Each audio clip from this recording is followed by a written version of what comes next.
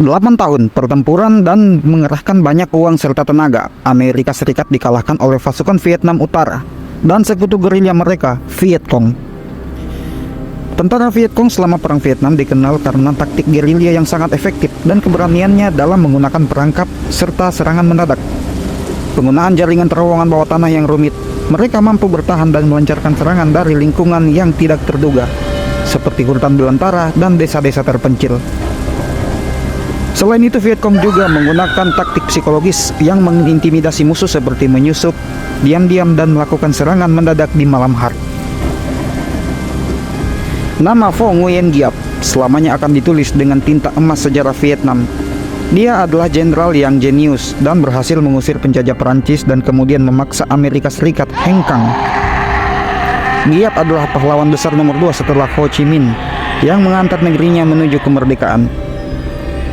Dijuluki sebagai Napoleon Merah, Giap memimpin tentara gerilya memakai sendal jepit dari ban bekas, menyeret artileri di wilayah pegunungan, mengepung dan menghancurkan pasukan Prancis di Dien Bien Phu pada 1954. Kemenangan itu tak hanya membuat Vietnam merdeka, tapi juga menghapus kolonialisme di seluruh Indochina. Giap juga mengalahkan pemerintah Vietnam Selatan yang didukung Amerika Serikat pada April 1975, menyatukan negara yang dulunya terbagi menjadi komunis dan non-komunis. Untuk mencapai kemenangan tak jarang ia merelakan banyak korban nyawa yang jatuh. Meski secara luas dihormati di Vietnam, Giap adalah musuh bagi jutaan rakyat di Vietnam Selatan yang berperang bersama pasukan Amerika Serikat dan melarikan diri dari tanah air mereka setelah berperang.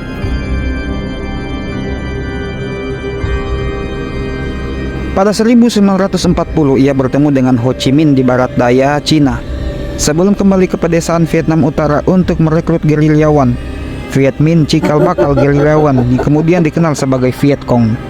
Pada saat Perang Vietnam, Amerika memperlakukan wamil kepada pemuda yang berusia 18-19 tahun. Ketika mereka dikirimkan ke Vietnam, kebanyakan merasa senang untuk melakukan tugas pertama mereka dan berekspektasi berlebihan, mengira bahwa perang ini akan cepat selesai selama setahun. Akan tetapi ekspektasi dan kesenangan mereka menjadi pudar karena mereka menemui realita yang sangat pahit. Gerilyawan Vietnam suka melakukan serangan mendadak di tengah hutan sehingga sulit untuk diketahui di mana lokasi asal tembakan itu. Tidur di malam hari juga sangat berbahaya karena para gerilyawan bisa saja keluar dari hutan dan menyerang pos pertahanan secara mendadak.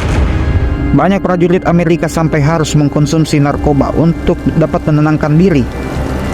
Kebayangkan betapa stresnya menjalani tugas sebagai tentara ataupun non-wamil selama di Vietnam. Sebenarnya Perang Vietnam tidak sepenuhnya dimenangkan lewat kepiawaian prajurit dari Vietnam Utara atau Viet Cong. Tentu dengan taktik gerilya mereka masih bisa dikatakan cukup merepotkan pergerakan militer Amerika Serikat. Namun tidak bisa dianggap sebagai lambang kesuksesan mengingat Amerika Serikat sendiri kalah lebih dikarenakan faktor internal yang dimana masyarakatnya serta oposisi pemerintah sangat kompak untuk mendukung penarikan kekuatan militer dari Vietnam. Perang Vietnam berlangsung cukup lama dan memang dampaknya merugikan perekonomian Amerika Serikat. Belum lagi menjadi lambang diskriminasi sosial, mengingat yang bukan siapa-siapa diwajibkan untuk bergabung menjadi prajurit.